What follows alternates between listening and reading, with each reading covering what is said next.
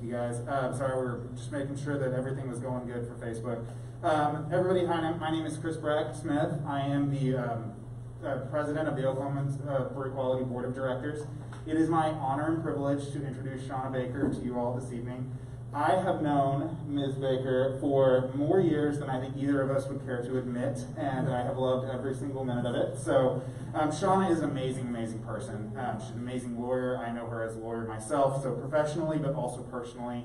I've known and loved this woman for a very long time. She has been an amazing advocate, supporter, and member of the LGBTQ plus community, and I cannot thank you enough for all of the momentous things that you have done for our community and all the support you've continued to show for many, many years. I'm going to read Shawna's bio. So Shawna S. Baker is a Cherokee Nation Supreme Court Justice, the managing attorney of Family, Legacy, and Wealth Council, PLLC, and a trustee for Oklahomans for Equality. Justice Baker was nominated to the Cherokee Nation Supreme Court by Chief Chuck Hoskin Jr. and confirmed by a vote of the Tribal Council on August 27, 2020. Prior to being confirmed as a Supreme Court Justice, she served the Cherokee Nation as a gaming commissioner. Justice Baker has honed her skills for 18 years, and her legal career began by working for one of Oklahoma's oldest and largest law firms upon her graduation from the University of Tulsa's College of Law in 2002. As a student at TU, she received numerous accolades, among them the Martin Fellows Smith Award, given to the graduating student designated by the faculty as the most outstanding student in the college. Order of the Curule Chair, which is the highest academic honor award by the college to those rendering distinguished service. Order of the Barristers, and Phi Delta Phi Honors Fraternity.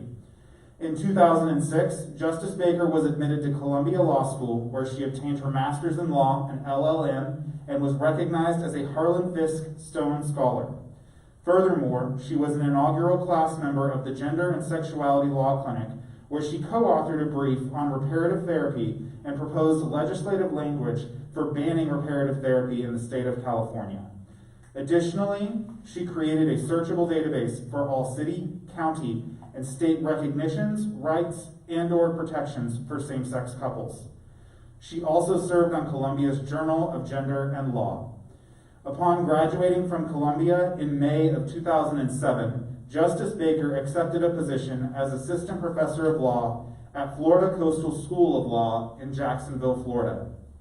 In 2010, she returned to Tulsa after receiving an offer to serve as a trustee of a state and assisting in the creation of a family foundation. While working full-time, she enrolled at New York University's School of Law in the fall of 2013 and received her third law school degree, a Master's of Law in Taxation, in May of 2015. In July of 2015, she opened her own law firm. In private practice, Justice Baker concentrates her practice in the areas of estate planning, business and employment law, probate, and step-parent adoption. In addition to her 3 law degrees, Justice Baker also holds a Master's of Science in Biology Sciences from the University of Tulsa and a Bachelor's of Science in Biology from John Brown University. John Brown University recognized her as its 2020 Career Achievement Award winner. She has authored a number of articles on estate planning, employment law, and LGBT rights, and has given back to her communities by serving on the boards of numerous nonprofits. Ladies and gentlemen, it is my privilege to introduce you to Justice Shawna Baker.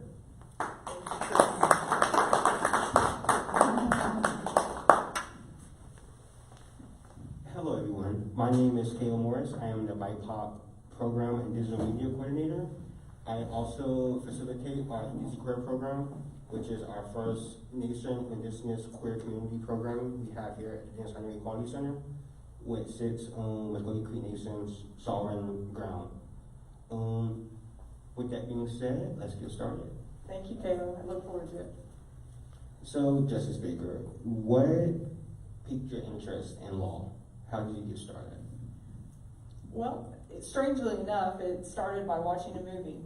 So if you've ever seen The Ghosts of Mississippi, which happens to be a movie in which Whoopi Goldberg plays Merle Evers, and it's about the assassination of her husband, Medgar Evers, who was during the Civil Rights Movement. He was responsible for trying to register to vote a number of people in the South, and sadly enough, he was assassinated during that time period. And I was just moved by the story. I was moved by the prosecutor in the story. Some 20 or plus years later, there was a young man, and basically McGirt's wife just kept insisting that someone try to find the murderer and put him behind bars. In fact, the murderer had actually been a white KKK member, and he had actually just sort of boldly confessed, but was not actually convicted by a jury of his peers. And so she searched for justice for her husband for a number of years, and a young prosecutor took that on, and maybe something similar to what a lot of the members of the LGBTQ community go through. He found that when he kind of stepped across that line and was willing to prosecute someone who was white for the murder of a black man, that he was perhaps without a few friends that he had the day before. And so anyway, that movie really just hit me hard, and I read the book about Medgar Evers, and a number of things that occurred in my life, and I thought, the law is a wonderful opportunity for not only empowering yourself, but for empowering others and helping others, and it's a great way to serve. And so at that moment, I kind of switched from being a pre-med major to law school major, and the rest is history. Great. So with that being said, you said it's very empowering. So with that being said, how does it feel being the first lesbian woman to be a Supreme Court justice for Cherokee Nation?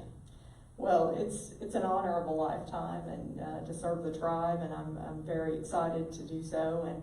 And I think it's important to remember it's not about me, Shawna Baker. It's more about the significance for the community as a whole. It's important for everyone, regardless of what tribe they're affiliated with, to know that if you're a member of the LGBTQ community, you can be anything you want to be. You can be not only on the Supreme Court, but you could be chief, or you can someday be the President of the United States, not this year, but in the very near future, hopefully. Anyway, it's not about me, but I think people need to see other people in order to sort of gain the confidence that position is open to them. And I looked at the Victory Fund's webpage today, and I noticed that the Victory Fund noted that in 43 states across the nation, there was someone that's a member of the LGBTQ community that was elected to a position on Tuesday night. So I think that's phenomenal. And we picked up a member of the Cherokee Nation is going to go to the House in New Mexico. So New Mexico is now sending 2 tribal House of Representatives members. I think we're going to have 5 tribal representatives. So 2 out of New Mexico, Representative Davis out of Kansas. We obviously have 2 here in Oklahoma, Tom Cole and Representative Mullins. To see tribal members serving in the House of Representatives is important, but to see LGBTQ individuals serving in other places is also important. And so it's in that light that my service to the nation, I think, is really empowering to the young people of the nation. Great, thank you for that. So can you tell us more about the historic nomination and what led you to accept the nomination? Tell us a little backstory about that. Well, in backstory, I think anytime your chief asks you to call or gives you a telephone call and asks you if you're willing to serve, that you have a duty to say yes. Some people may want to run from that, but I wanted to serve, and in fact I had attempted to serve the tribe for a number of years. I'd reached out to people, I had visited with people and expressed my interest, and in fact in 2018 I was interviewed by a number of people on the staff of then Chief Bill John Baker, and ultimately Chief Baker nominated me to the Cherokee Nation Supreme Court in 2018. I made it through the Rules Committee, which we all just watched Justice Barrett get confirmed. And so similar to kind of a Senate hearing, we have a tribal council committee called the Rules Committee, and somewhat similar to a Senate hearing. They ask questions and we provide answers, and ultimately we vote. And then sometime later, there's going to be a tribal council meeting, and at that council meeting, they vote again. So I made it through Rules, and before council came up, there was some, I would say, disclosure of my LGBTQ membership. And, that sort of made some people a little uncomfortable. They weren't really quite sure what to do with that. And so we were concerned about votes, and we didn't really know if we had them or we didn't, but we weren't confident enough, I guess, to move forward. So, that nomination failed. But I really wanted to serve the tribe. And, I told then Chief Baker, if there's anything else, if there's anywhere, I don't care where it is. I never anticipated that the first opportunity to serve my tribe would come by serving on the Supreme Court. I thought there would be, somebody would say, hey, we're going to have a giveaway on Saturday. We could use your labor. I didn't know. So nothing really happened. That was the last year of Chief Baker's term. But when Chief Hoskin was elected in 2019, he reached out to me and asked if I was still willing to serve. And I told him absolutely, I'd serve anywhere.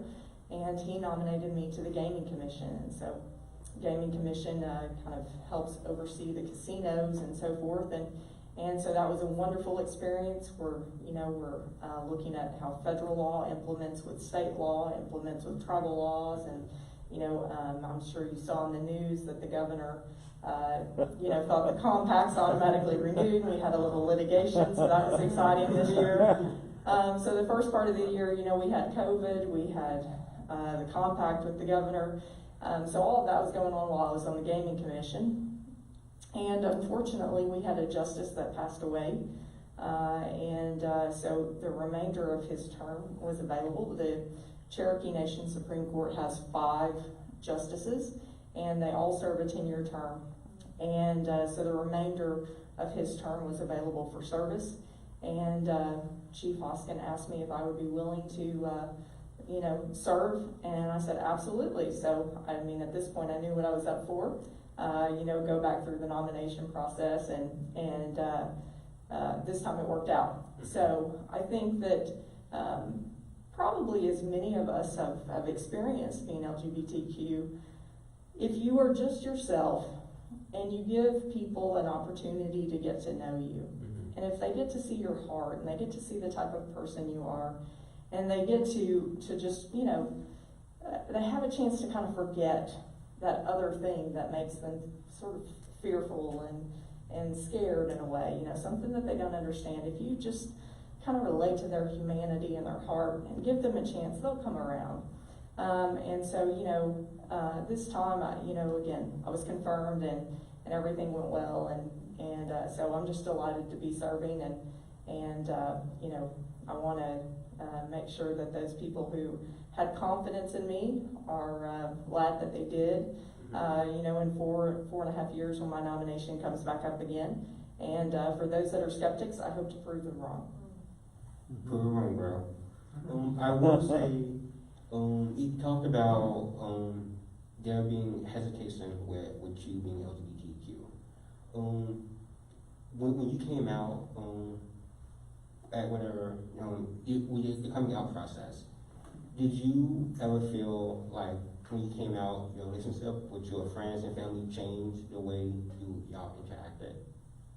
Yeah, so I was raised Assembly of God. And if you know anything about Assembly of God, it's a type of Pentecostal minority. The Pentecostal faith is already pretty conservative within Christianity, but Assembly of God kind of takes that a little bit further. So I knew that there was going to be repercussions with my family as a result of that, and there still are. But ultimately, I knew that I needed to be me. And if I can't love me, it's going to be hard for other people to love me. So that's a difficult thing to accept, but I have to live my life for me. So coming out, I came out while I was in law school. I knew before then, but I really came out. I was very fortunate. I was given a job offer by a firm here in town.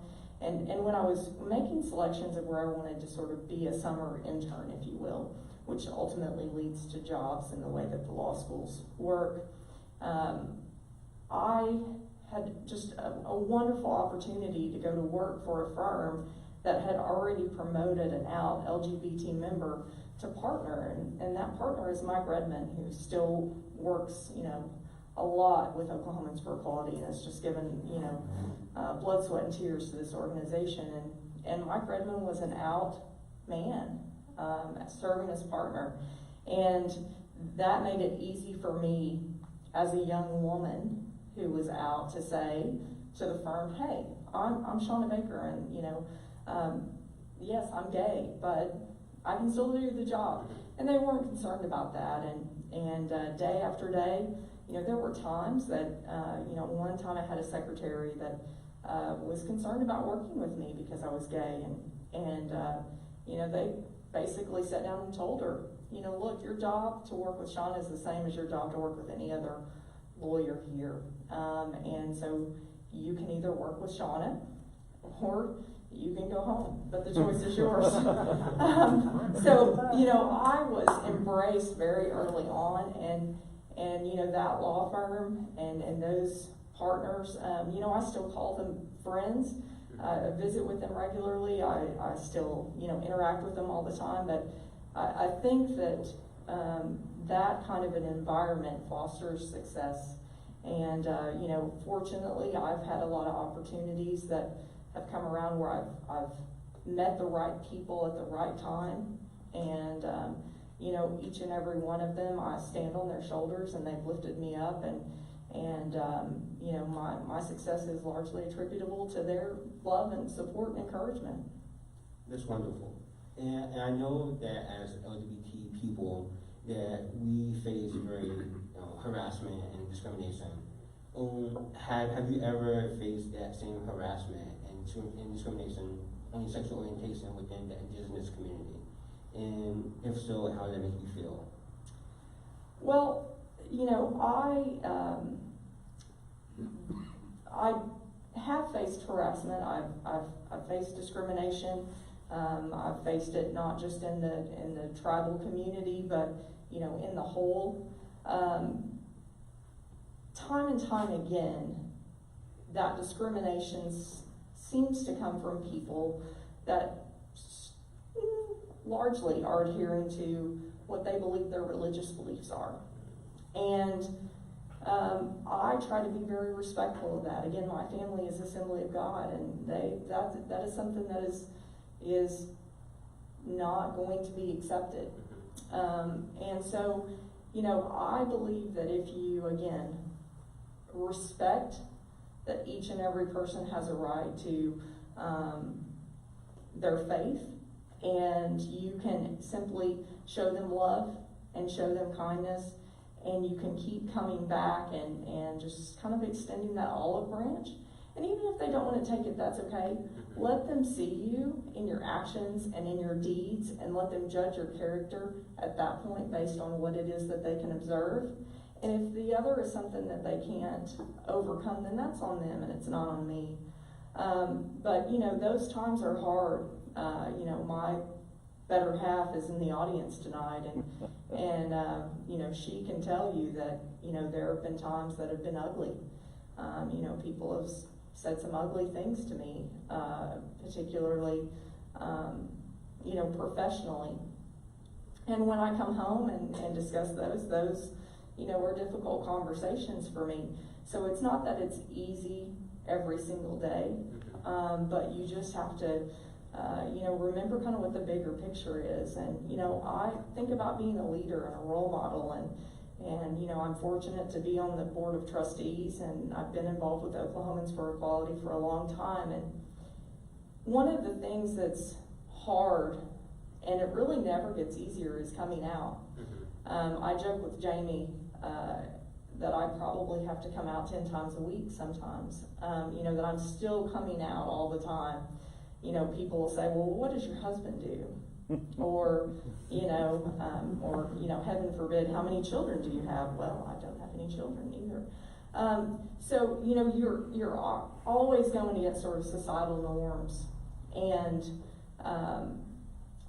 those conversations are awkward. And you kind of get practiced, and you kind of sharpen yourself. Not just in, it's not like it's a harsh response, but you kind of sharpen how it is, your delivery, your skill set that you're sharpening. And so you can kind of determine, well, you can say, you can get out of it and say, well, my wife, or you can begin by getting out of it and saying, nothing particular about gender or pronouns, but you can say Jamie, she has a somewhat gender neutral name, and let them draw with their own imagination. So, sometimes I kind of play the wordsmith game a little bit, but most of the time, I just simply come out. But some of those times are very awkward. You talked about, last question. Do you feel tribal governments does do enough to reaffirm the queer and two-spirit indigenous community? And if not, what steps can the indigenous community take to reaffirm queer indigenous people? Well, I think that tribal nations as a whole, are challenged by so many issues that need to be addressed. Poverty is huge. Rates of violence against women. We're looking at 10 times the rate of HIV infections. We're looking at a number of issues, from people in need of housing, people in need of, right now during COVID, Cherokee Nation is setting up food drives all across the Cherokee Nation reservation on a regular basis in each of the districts, usually every week or two, and there's constant demand. It's unending. We need healthcare, quality healthcare. We need better water, and it's just an ongoing issue. We are disadvantaged in so many ways. And so I think sometimes that there's so many challenges there that it's hard for tribal leaders to sort of come down and see us as just LGBTQ people in need of being lifted up, because they're trying to lift up every member of the tribe. So I think that as tribal members, people who are in the Two-Spirit community, I think it's important, again, that we be visible. And I think that, if we're visible, yes, it's a little bit risky, but at the end of the day, we will, I think, oftentimes find support. I have been, again, very blessed. I've, met two chiefs who said, we would like to nominate you to the Supreme Court.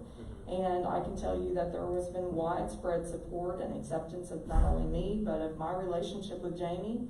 And, part of that comes with coming out and letting them know and giving them a chance to be an ally. And I think that's important too. I think we have to give people an opportunity to be an ally. And then I think when you have conversations with them, and you say, for example, can you tell me where a resource is to help me with this issue?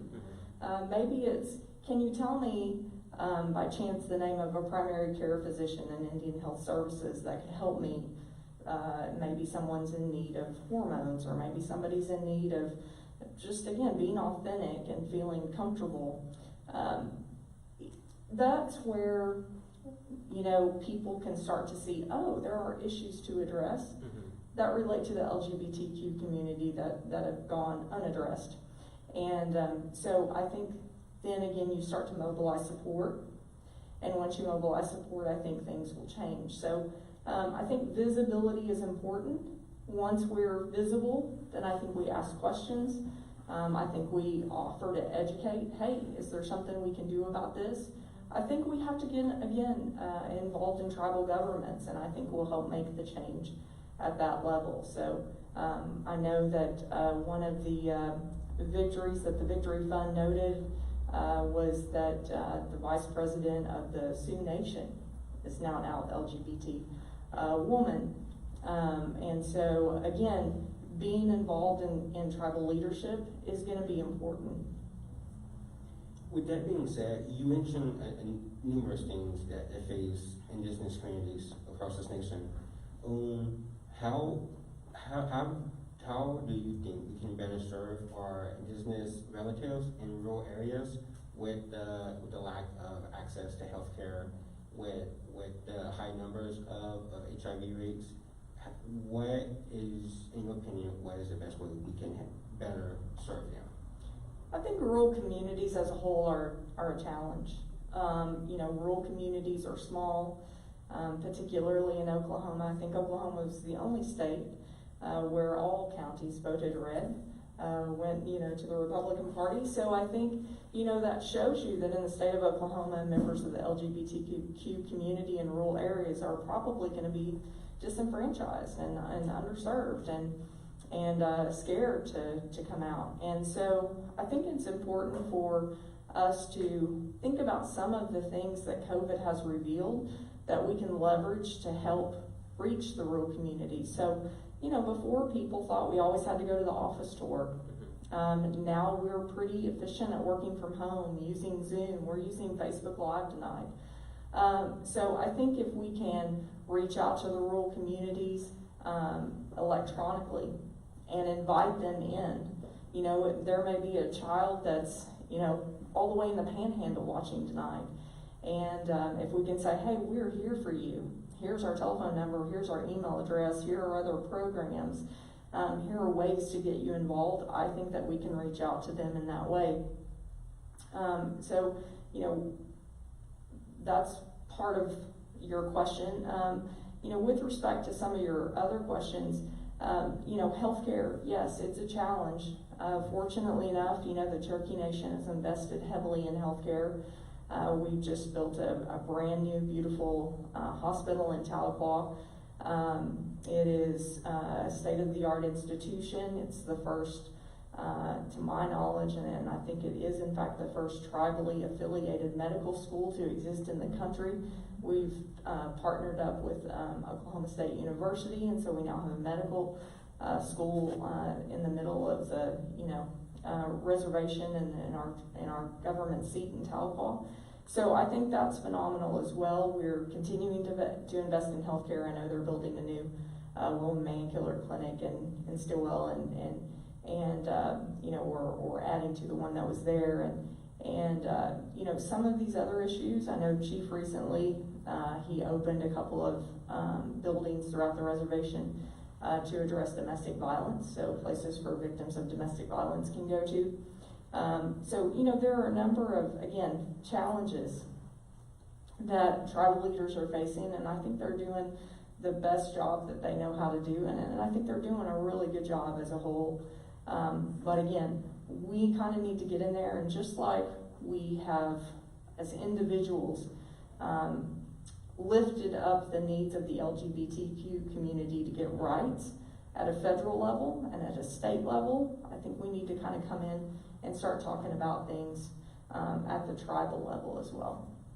Definitely, I definitely agree with that. You mentioned that that the U.S. faced a troubling presence of missing Indigenous women. What advice would you give to other people to help solve this problem of missing Indigenous women? Well, I think if, I personally, have listened and read a lot on the issue, and, I'm certainly no expert by any means. I think the first thing to remember is that a number of the rates of being murdered or sexually assaulted, if you are a member of a Native American tribe, is significantly higher. I think it's like 84% of all women who are tribal members have been sexually assaulted in their lifetime, and murder rates are so much higher. I think that a lot of the issue is that for years and years and years, tribal members weren't seen at a state level or a national level as being equal. And I think that their crimes weren't investigated at the same rates. I do know that, I believe it was on the 10th day of October, that Savannah's Law was signed into law by President Trump, and I believe that the second act was the Not Invisible Act. So both of those are going to work together to hopefully help bring some money to the Department of the Interior and the Department of Justice to team up and work together. And hopefully that will give them the opportunity to again look into some of these past crimes. And I think we need to train our marshals or our tribal law enforcement officers to better help. I think, if we think about women in general from a small age, women are they know that we are taught that we are likely to be victims in a way. We go to the bathroom in pairs. We park in a parking lot under a light, and we walk with our keys sticking out. We are told to carry mace if we go for a run, or we set up our phones to where our loved ones can track us if we're out riding our bikes or something like that. We check in with people more often. I think some of those basic concepts, if we move them over, we are going to have to be more vigilant as a tribal community to say, hey, when my sisters are going to go do X, Y, or Z, we're going to be there and we're going to check in. I think that, we have to encourage people to reach out. Maybe it's telling them an easy hotline number that they can call if they're suffering from assaults or domestic violence or abuse in their homes, or that they know a loved one, maybe a cousin or a friend at school or someone like that is, and encourage them to reach out and to help us, stop that. But hopefully, we can find a way to help that. I agree. Just to change gears, you mentioned a couple times, how you invested in giving back to your community and how that's really just a part of who you are. Would you mind telling us how you got involved with Oklahomans for Equality? Yeah. Well, my involvement with Oklahomans for Equality just, probably as with many people, it just kind of happened naturally. Years and years ago here in town, the center happened to be out on 21st, and then, when we were in our young heydays, we got to enjoy sort of the evolution, if you will, of Oklahomans from being Tulsa Oklahomans for Human Rights, TOHR, to OKEQ. And so we saw the purchase of this building and how important it was that we own a building, how important it was that we have our own programming and so forth. And, again, coming back to what I said earlier, I think that I stand on the shoulders of all the people that came before me. I have had so many people that I can actually point to and say, not only did I meet them, but that I truly, truly revere them and I look up to them. Toby has been here forever. He's kind of he's kind of like my father in a way. He has known me, he'll tell you, since I've been like 20. Think about all the people that Toby has met, that Toby knows, and the connections, and that he's been here to help facilitate and guide us through this as our executive director. I think about all the people that have been on the boards and who have served as trustee, and And, I do think it's important that we give back, and I think there are various ways that we give back. Give back with our time, we give back with our, knowledge that we've gained in whatever our sort of area of expertise is. We can give back from time to time with money in certain ways. And, I think it's important that we do that. I was raised in a very small rural town. Neither one of my parents had gone to college. I was the first generation college student.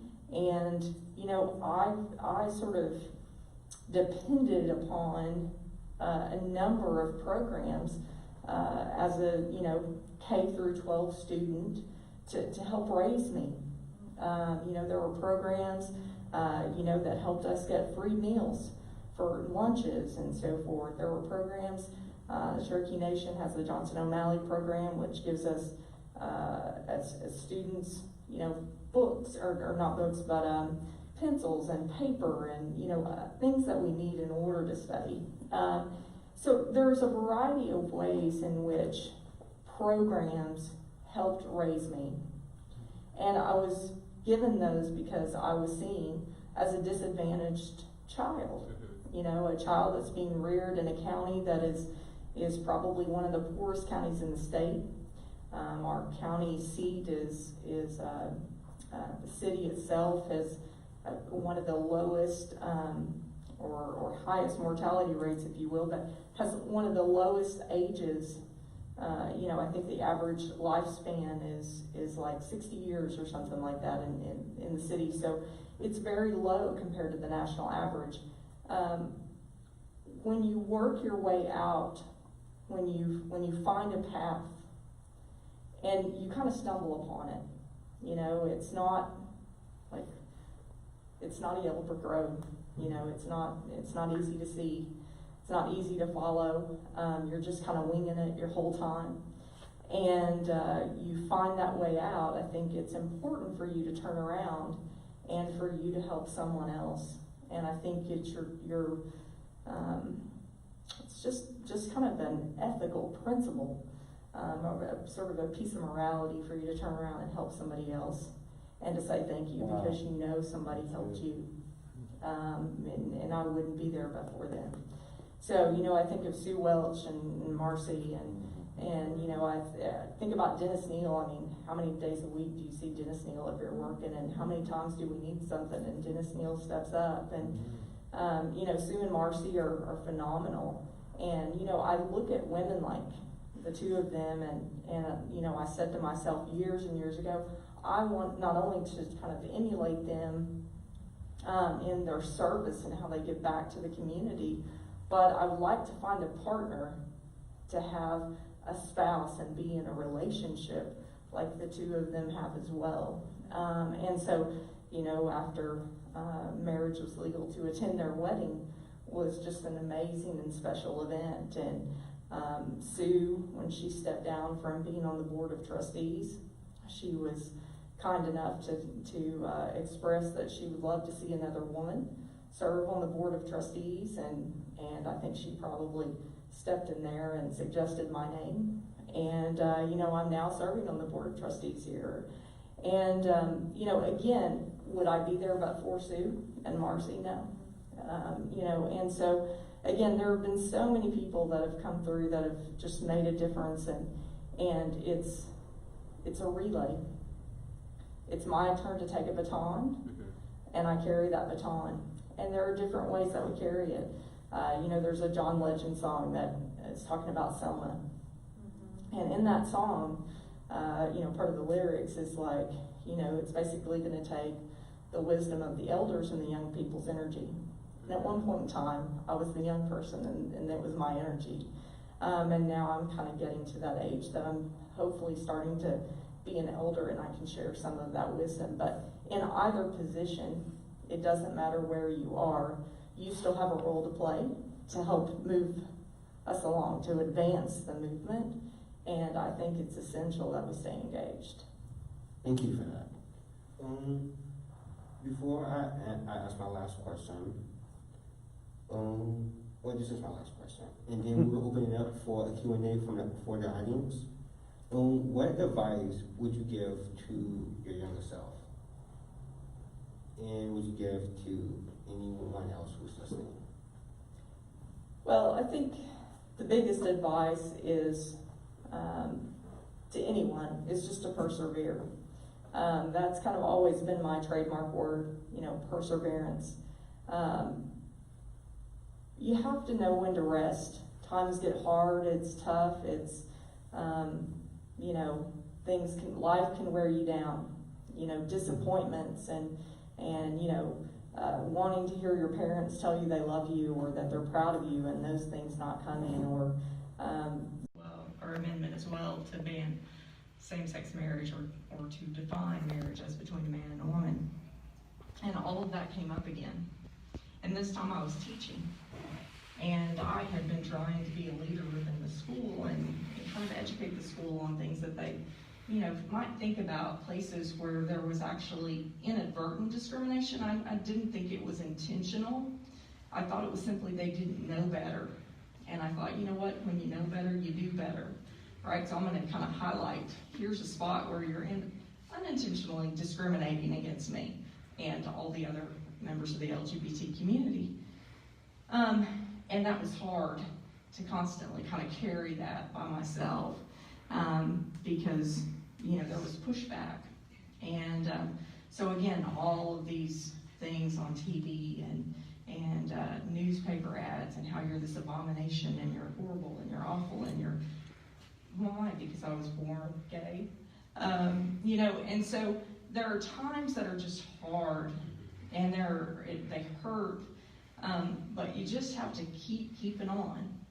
You just have to keep putting one foot in front of the other. Wake up each day, find one or two things you would like to accomplish, and then when you can kind of check them off your to-do list, say, you know what, I moved the needle a little bit today, and be happy with yourself, and don't be too hard on yourself, and I think you do have to know when to rest. Just only rest, though, don't quit.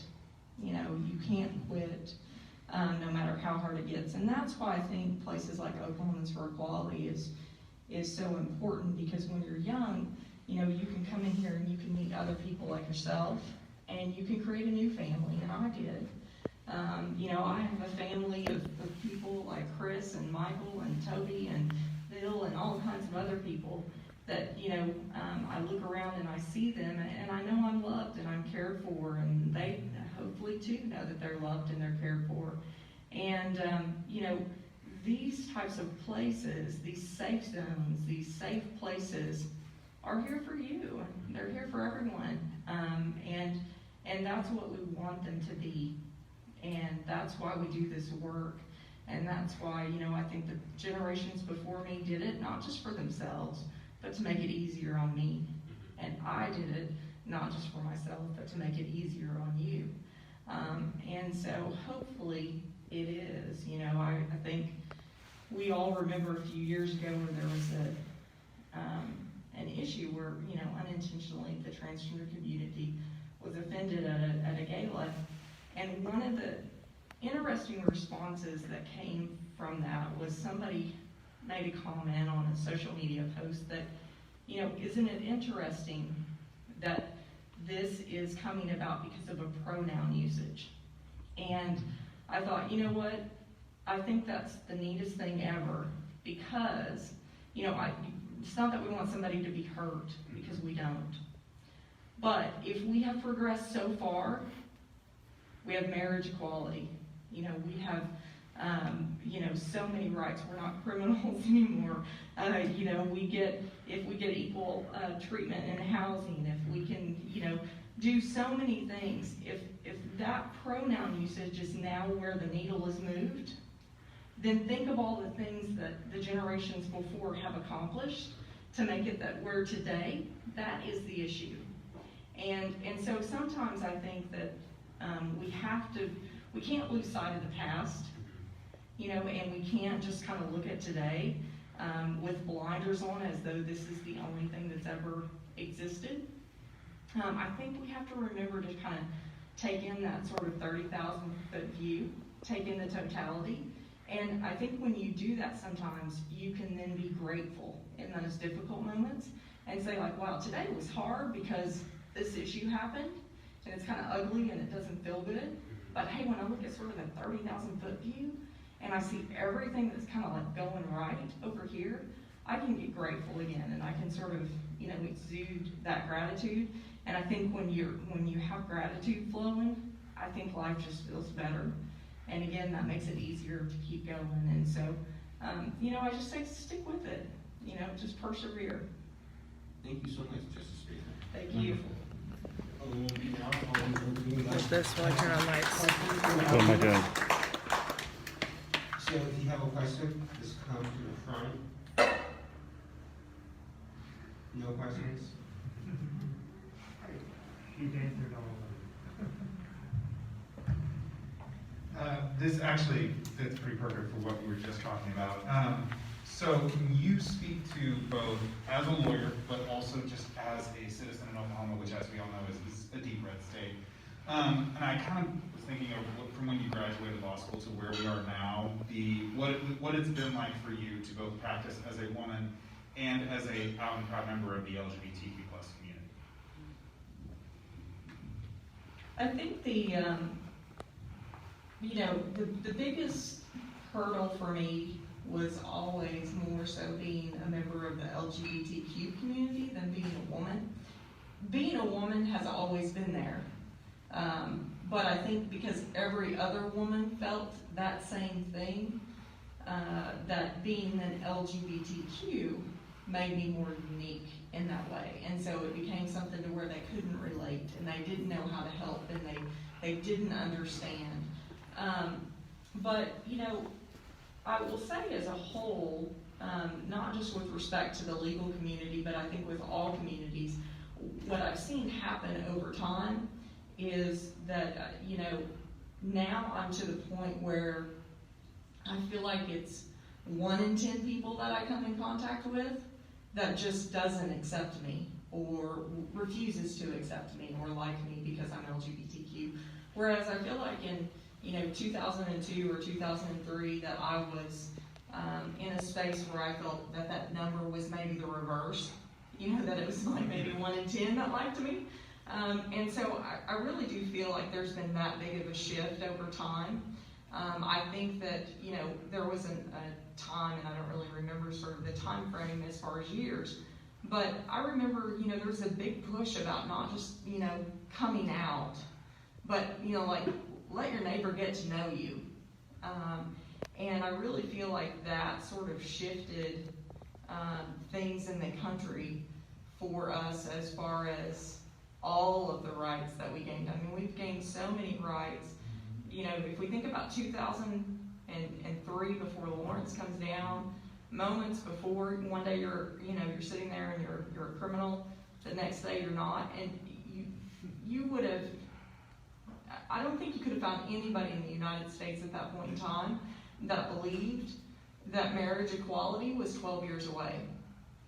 Because I never dreamed of it. I mean, I got into estate planning because I was trying to figure out how do I create a patchwork in order to make sure that my significant other is going to be the recipient or of my estate should something, you know, tragically happen to me. How am I going to make sure that my significant other is going to be the one at the hospital who gets to come in the hospital room if something happens to me and gets to make decisions? I don't want my family, who at that point in time was completely not speaking to me and not talking to me, to be coming in and sort of driving the train. You know, how do I figure this, you know, so I figured this out. And that's when I started writing and trying to kind of share that with others. And, you know, then that has basically turned into my career. You know, trying to imagine in 2003 that, not that my niche as a lawyer has gone away, because it hasn't, but that a lot of what I was trying to accomplish would be automatically given to so many through the right of marriage. So, you know, it doesn't get everything, but it sure did help with a lot of rights, you know. So, you know, reparative therapy was mentioned briefly. You know, when I was at Columbia, we were asked basically by a number of nonprofits, would you be willing to work on some issues that we don't have time to work on, but we want to address? And, you know, at that point in time, I took a deep dive into reparative therapy because it happened to be one of those topics. And to see the number of people that were being forced by their parents to go to these places or to go to therapists and to be tortured and mistreated and to commit suicide as a result, and thinking to myself, like, you know, this could almost be me. I mean, because you know, my family was very, very conservative, or is very conservative, and you know, wanting to sort of make a difference. You know, again, how do you move that needle? And you know, so we happened to, you know, sit down and we drafted, me and two other members in the clinic, we sat down and we drafted a brief. It was probably 100 pages. And, you know, looked at the legislation that had already passed in California for other things, and sort of cobbled it together. And we presented it to Landa at the time and said, okay, we think, you know, this should work, and here's why. And so there was a woman, attorney Jenny Pizer, and she was working for Landa at the time. She may still be. But I would see her around at Creating Change or Lavender Law or other events every year. And, you know, I'm sure the second she saw me, she just kind of wanted to run, because every time I was like, hey, have you guys made any progress on that yet? And she kept just saying, you know, we're working on it, we're working on it. And she was like, you know, we're working on it. And back to this kind of waiting and being patient. And then all of a sudden, you know, it happened. It got introduced. They got the right names, they got the right members, they had the right coalition in California, they got it introduced. And, you know, once that language came through, it wasn't the language we drafted. I mean, that was just kind of the starting spot, or the starting place. But you know, ultimately, once California passed the bans of reparative therapy, it's basically swept the nation. And I think, you know, I was a very small cog in that wheel, but I was a cog in the wheel. And, you know, so for me as a whole, it's less about my day-to-day practice. It's kind of the, you know, the work that everybody does in a way. You know, we work to kind of pay the bills and so forth, but it's those moments where, you know, you really make a difference in somebody's life, where you know that you've helped somebody, and, you know, that's why I do it. And, you know, I hope that there's a lot of people that's been helped from the things that I've done. So anyway, I know that doesn't directly answer your question, but that's kind of my global view of it. I have another question. What moment has stood out in throughout your career so far? I'm sorry, what? What moment has stood out in your career so far?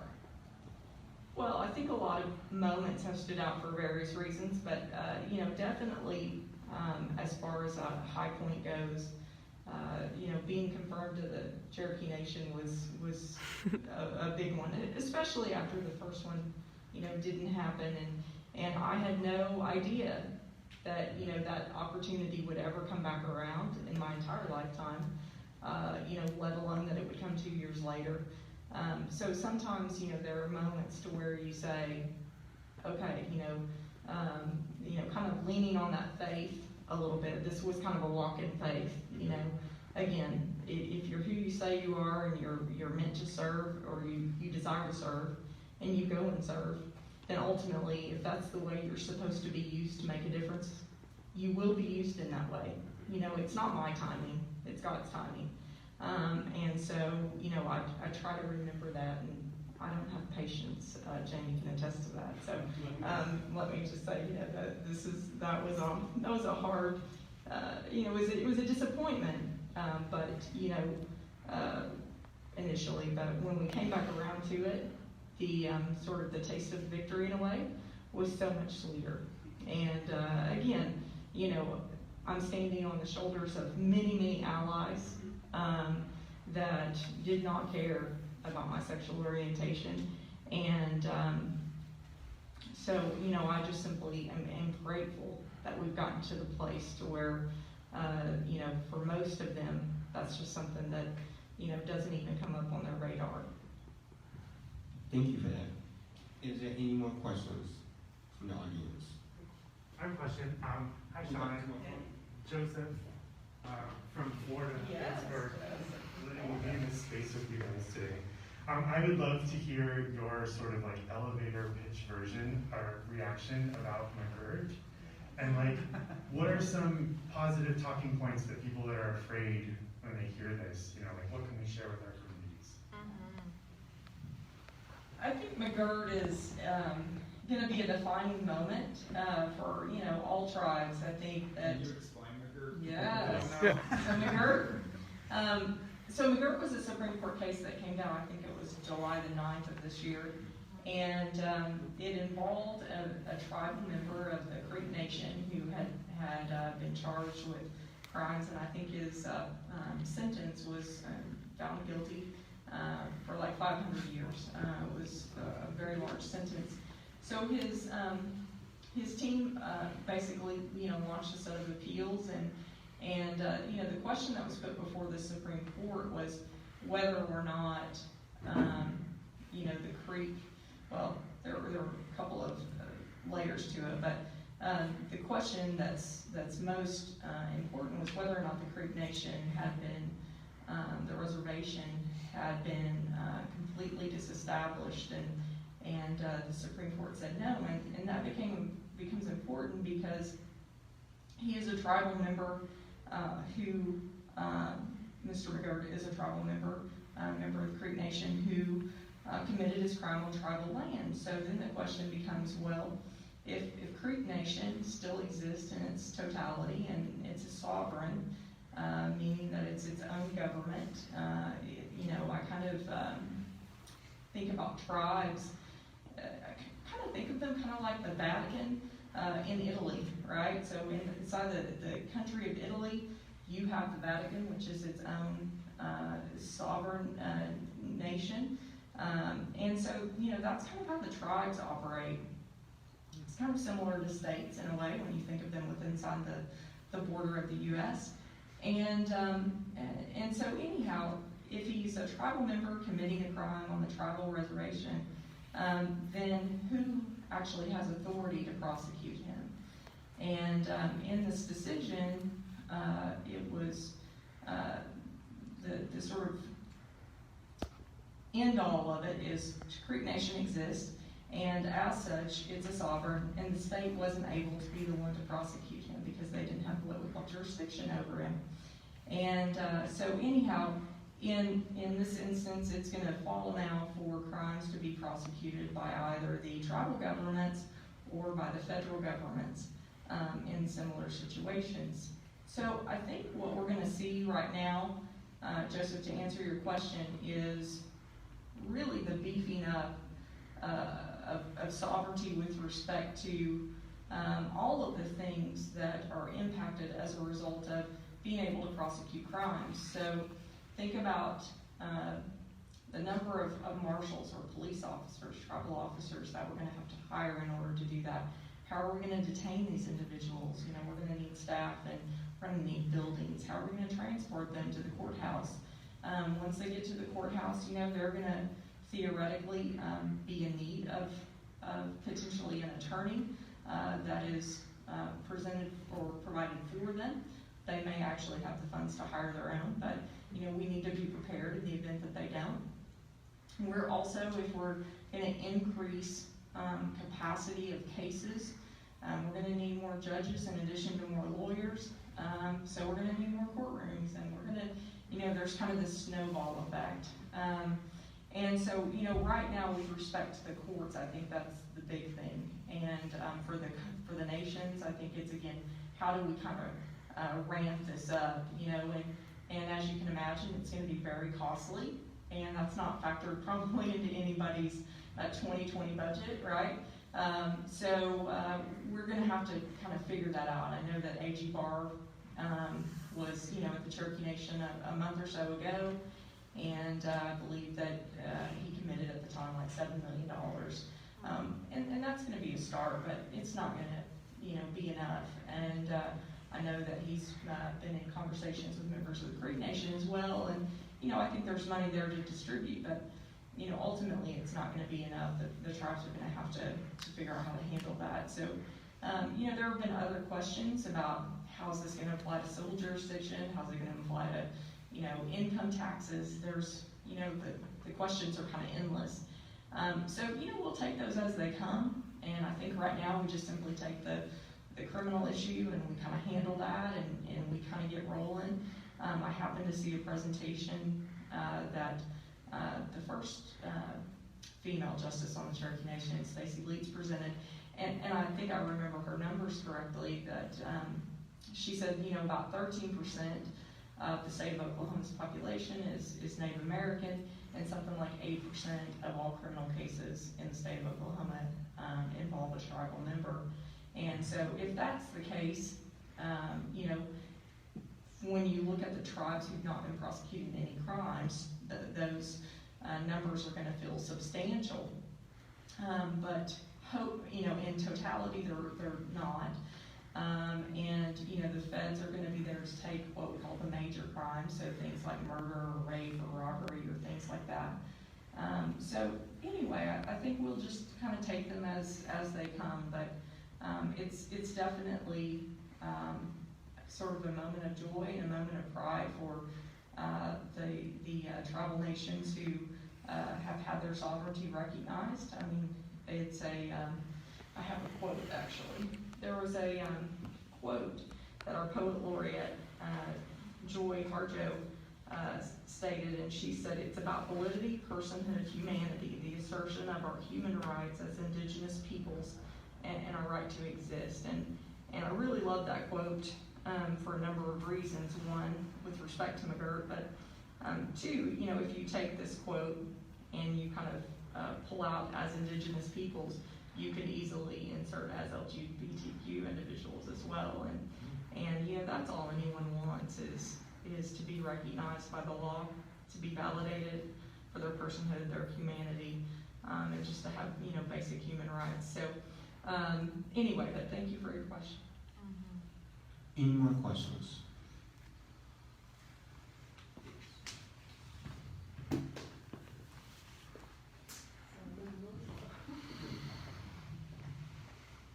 Hi. Hello. I'm Cherokee Choctaw. My name's Mackenzie. I'm so used to introduce myself in college. We got like mindset.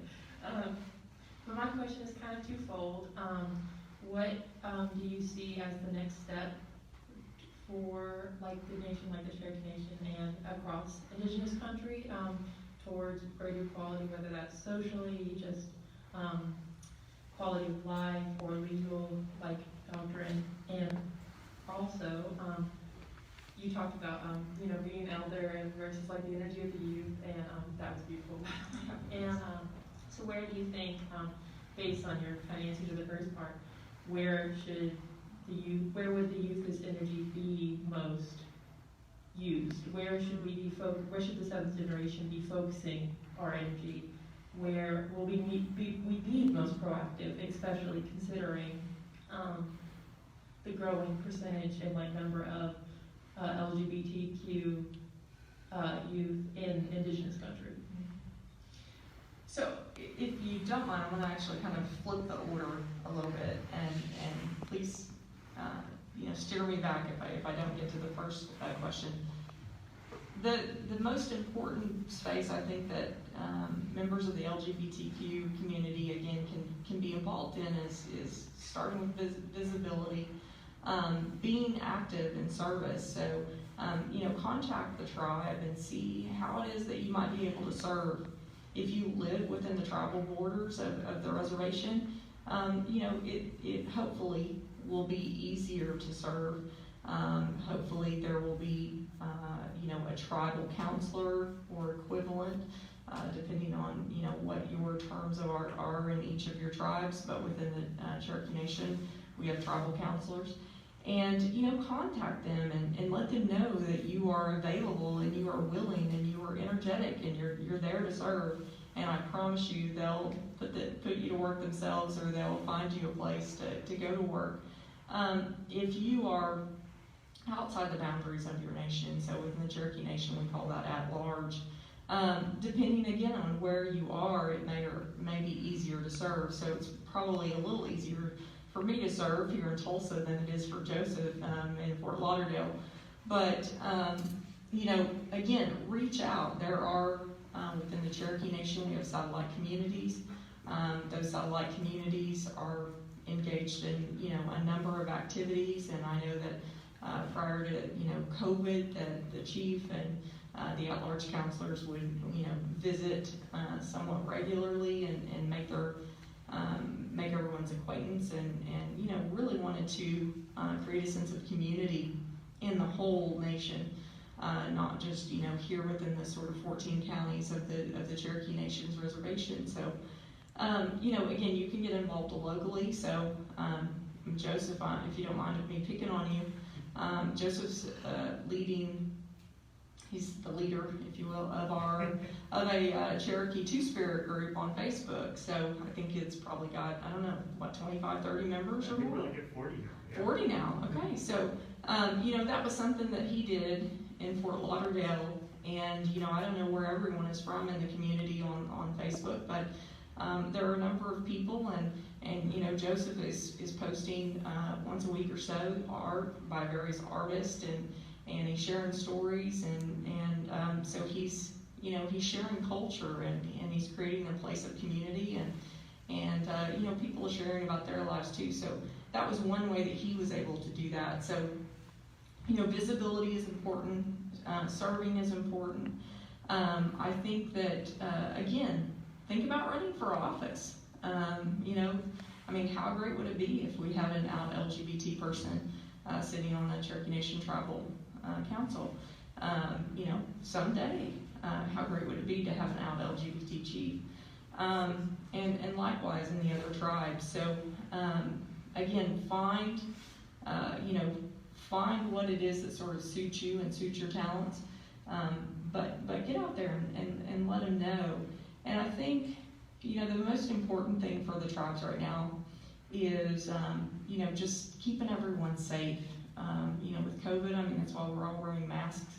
That's why we're all sitting so far apart. For those who are, you know, on Facebook, they can't see that everybody here is masked up and trying to keep their distance. And you know, it's important to, you know, make sure that members of our tribe survive, especially our elderly members. We want to make sure that, you know, they are here, because oftentimes those are our original native speakers, and we need to preserve our language. So anyway, you know, right now I think that's the number one challenge for all of our tribes is keeping us safe, and making sure that, you know, we're wearing our masks and maintaining our distance, and getting tested if we've been exposed, and then, you know, properly quarantining if necessary, and getting treatment. You know, once we get past COVID, you know, I think it's going to depend on when that happens. You know, what may next be the big challenge. But I think healthcare is always going to be a big challenge. You know, I do think McGirt's, you know, going to be a challenge as far as criminal law. But just getting it up to speed, you know, there's going to be a lot of energy and a lot of effort to get it there. But I think once we get it there and we're rolling, I think we'll do, you know, a phenomenal job. And so anyway, that answered both your questions? Yeah. Okay. Thank you. You're welcome. Do we have any more questions? Okay. Well, thank you, Justice Baker, for coming out to IndigiQueer the evening with Justice Baker. This is for our Native American Heritage Month programming. And I was just say thank you again for coming out, and thank you all for watching on Facebook, and for everyone who came in person. And y'all have a good night. And let's do this. Jamie, come up here so that everybody can see the justice's wife. Now, Jamie, we'd love to get you up here. I know when they got sworn in. They got sworn in, we saw the pictures that Jamie was able to be there. And so this is Shawna's family, and Jamie has, is it three children? Yes. And she's raising them right because almost all of them have done volunteer service here at the Equality Center because of their internships with us. Kao, thank you so much, and thank you so much for joining us tonight. And very proud of this historic movement here in Indian country. And this is evidence that living out loud, eventually they have to listen to you. All right? Thank you for being here tonight.